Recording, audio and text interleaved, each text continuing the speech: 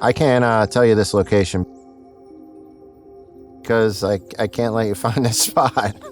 It's mine. Today we are about 3.5 miles back in the New Jersey Pine Barrens in the outer coastal plain beginning in November. With foraging and finding all my own stuff, I have to find all my own spots for the ingredients that I want to use. Whether it's in March in the rain or, November in the early setting suns, you just have to go look for things. We're so far into the woods right now, it's a 6-hour process for me to check this spot. So it's still exciting when I come here. I used to purchase wild foods for the restaurant. Chanterelles, truffles, porcini, you name it. Stuff that's like $100, $120 a pound. Truffles even, I would buy them. And I would still feel like a fraud almost, because I just bought it. I still just bought it. It doesn't matter if you buy it and it's $1, you buy it and it's $1,000. All you did was buy it. Somebody brought it to you, and maybe you cut it and cooked it, but all right. So for me, finally making the decision to go out and get all my own stuff for here, everything was like, all right, that's what I need to be doing. In July of 2020, I only started serving what I found and processed, and that's when it was like, now you're just starting. You're 40 years old. You have this idea, and really, in theory, you've been doing this your whole life, but you're really just starting. And it was that kind of thing where, it just clicked. My name is Philip Manganaro, chef owner, Park Place Cafe and Restaurant, Merchantville, New Jersey. Also avid forager and father. I'm a forager, but I'm also a chef. It's a part of my life, and my cuisine is my life. It's like farming in a crazy kind of way. It's having the same spots that you go back to every year, and you get an idea of when things are going to be at their peak. It's the act of doing, and it's the finest product that I can accumulate as a chef. So I get the best, and I get it myself.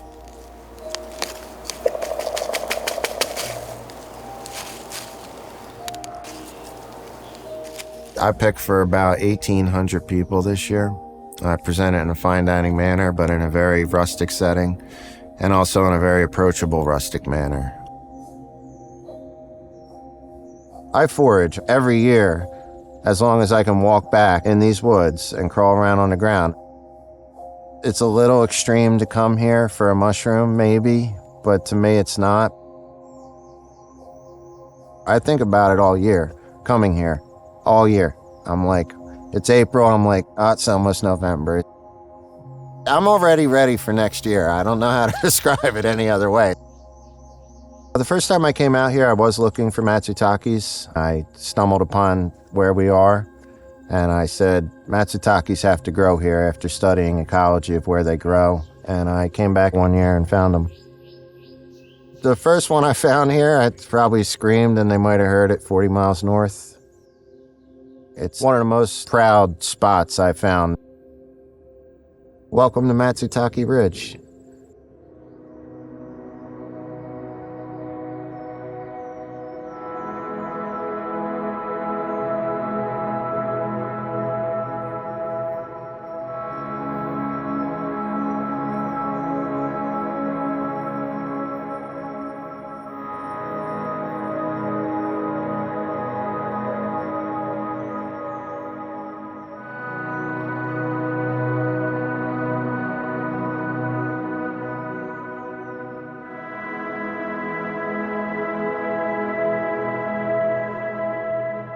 I started foraging 7 years ago, and I don't know if it's an addiction or you'll find one thing and you'll see something else, and then it kind of all just snowballed into what I do now. When I first started, it was when I had a wild maitake mushroom, which I had always used as a line cook, but they were cultivated. And tasting them side by side, it's almost like the cultivated one's fake. And then you get this wild one and you cook it 4 hours after you pick it out of the ground. You can't taste that and then go back to the other maitake. Like, you just can't. And it got that way with everything. As a chef, I got tired of cutting bags open. Even if it was the finest product in the world, I was still cutting a bag open. So I wanted to go out there and find my product and find it myself. I believe it's the only way to get the best. Black raspberries I love picking in late May, early June. Pick them, bring them to the restaurant, and they never hit refrigeration. Like this berry, it's in somebody's mouth, and it went 10 miles to get here. I don't manipulate it in any way. You can't get better than that, and really just do it with everything now, because it's because I'm sick. The hardest time of the year is late spring, because I'll be picking ramps and mustard to serve fresh, to preserve, pickle, puree, and freeze. But then black locust flowers are out, and I want to do them with duck. So they have to get added to the list, but you make it 1 week, and then it's gone for a year. And so you have to get it. The large sear quail with the preserves is one of my favorite to serve. I don't know that anybody else could put 10, 13 different things that I got myself and pickle myself, and here they are all on a plate. You can maybe buy half of them as a chef, the others you can't buy, and here they all are on one plate. Who's got all these preserves of wild food that I picked myself? I love that dish for that reason. It's kind of, for me, it's a dish where it's like, you know, what's up? You know?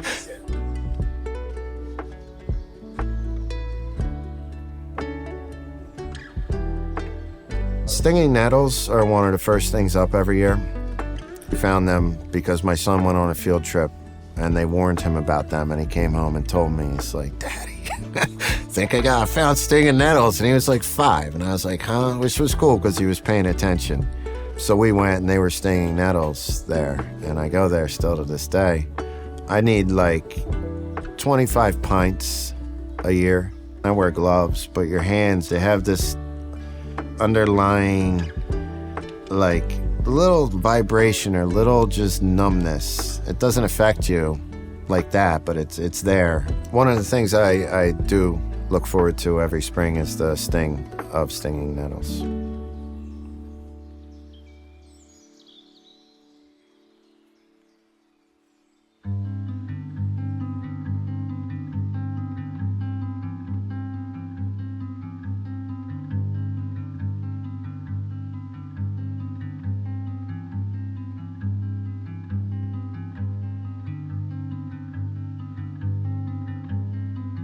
Foraging with my son is great. I mean, we play imagination games while we're doing it. I have 1,000 different character voices I could do. And it's just real special. So what do you like about foraging with Daddy? It was very fun, and we got to play games a lot, and yeah. Yeah? And what's your favorite thing to find? Can't say. Either sting nettles, ramps, or mushrooms. He has favorites that he likes to forage. One of those is wineberries.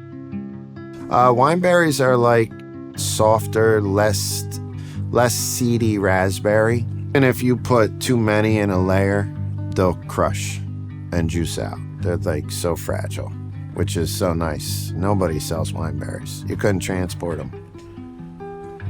I mean, the kid, it's like you look over at him and he's just like this the whole time. And he loves them. And he's like, oh, when are wineberries again? When are wineberries again? I'm like, July, buddy, July.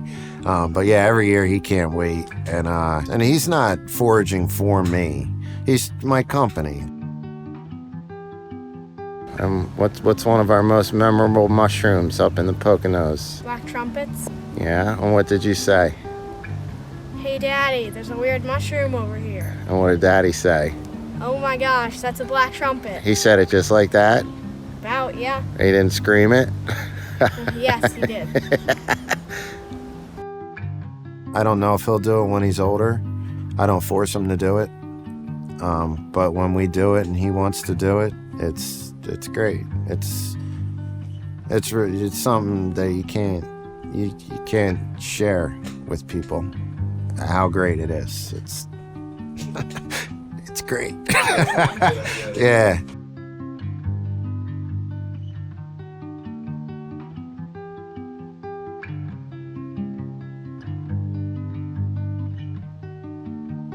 Cherry blossoms, they're like spring is over. It's like post-spring, pre-summer. It's like this whole other season that happens. After a long winter, you know when them cherry blossoms are out. They're so soft. I use them fresh for desserts in the spring, and then pickled all year. The dry-aged filet of beef, I put shagbark hickory on there smoking. Gives it a nice little smoke flavor when you eat it. I love the color contrast with the black and the pink preserved cherry blossoms, and then the pink powder of the blossom. I love it. It takes a long time, and I only have a pint for the year, so if I give it to you, it's special. Like, you got it.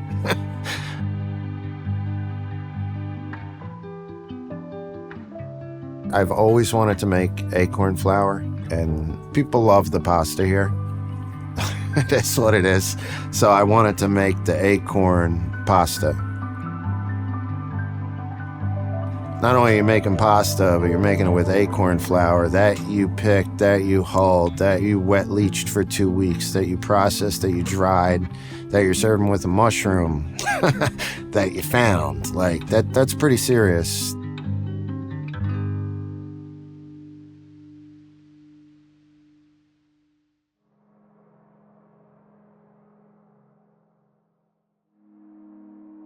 I coined the term Matsutake Ridge. Yeah. Matsutake mushrooms are the holy grail of everything I pick. They're the ultimate lost and found, the ultimate treasure hunt with no map.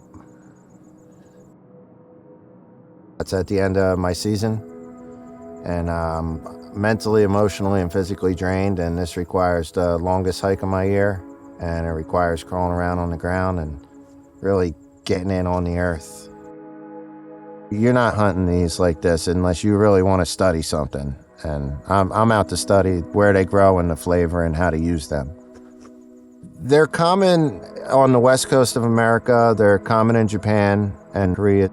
We have a different species on the east coast. They're more special in Japan because they have a meaning. If it's the perfect specimen, people will pay hundreds of dollars for one mushroom to give it as a gift to someone. It's like the greatest gift you can give to somebody is this Matsutake mushroom. They need very specific ecology to grow. They're notoriously the hardest to find because they grow under years and years of duff in the pine barrens. So you have to carefully move the pine needles around and pick them, and then put the pine needles back so it doesn't hurt the ecology of the forest or the mycelium, the fruiting body of the mushrooms. The smell is unbelievable out of the ground. Like, you can taste it when you give one of them. It's like you can taste it with venison, you can taste it raw, you can taste it with pasta. Fall spice, fresh earth, cinnamon. So many different things going on in this smell. I'll take the pine needles and burn them and make an ash, and then serve that with a sliced Matsutake with venison, and then maybe oil made with the pine needles that are fresh this year. So it's a way to tie this whole ecology together on a plate.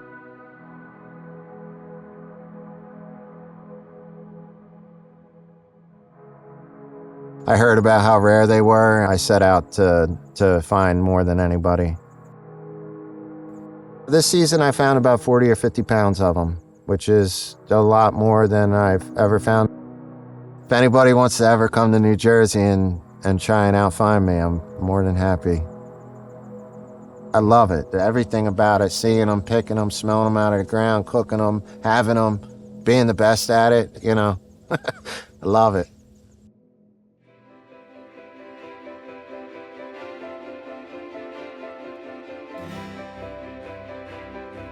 The connection I get with my son, Dean, showing him that there is another way in life, your way, as long as it's what you want to do.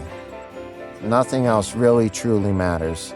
To be able to take him to remote places and give him memories, I don't know if he'll do it one day, but to be able to have that be the example that I get to show my son is, I mean, it's priceless. It really is. It took a while to consider myself an artist or even say, this is art.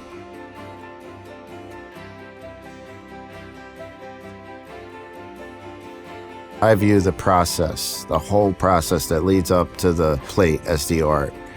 Whether it's the waking up, planning, the organization, the doing, the picking, the smelling, the tasting, the colors, or working all day and going out after work and picking something, hauling it and cleaning it and prepping it, and then getting it to a point where it goes on the plate. And once it goes, it's out of my hands. The discipline is the art. I can be at my restaurant and my life in February, and I can pull something out of my freezer from July. I know exactly where I was, what I was doing, how I was feeling. I'll pick these today and I'll be like, how's life gonna be in February when I serve this one? The discipline it takes, 365 days a year, year after year after year after year. It's this beautiful thing that's intertwined, that keeps circulating, based around wild ingredients and a dish of food that is so much more than just a dish of food. How much time I have, how much I can do as one person, that is the food. Like being a parent, being a chef, running a business, it all creates the food, which is a true terroir of my life. I love finding the stuff, I love serving the stuff, I love cooking it, I love smelling it, I love feeling it. Believing in yourself and believing in life and having a purpose and having a goal and really realizing that life, whether it be a mushroom, a ramp, or you, is the most special thing. That's it. It's beautiful. Yeah.